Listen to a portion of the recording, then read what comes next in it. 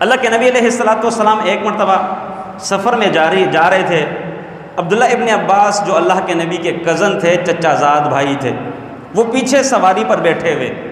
अल्लाह के नबी उनको अक़ीदा समझा रहे हैं, या ग़ुलाम इहफ़ज़िल्लाह यहफ़ज़का, तू अल्लाह ताला की हिफाजत कर, अल्लाह ताला तेरी हिफाजत करेगा। इहफ़ज़िल्लाह तजिदहु तुजाहक, तू अल्लाह ताला की हिफाजत कर, तू अपने अल्लाह को अपने सामने पाएगा।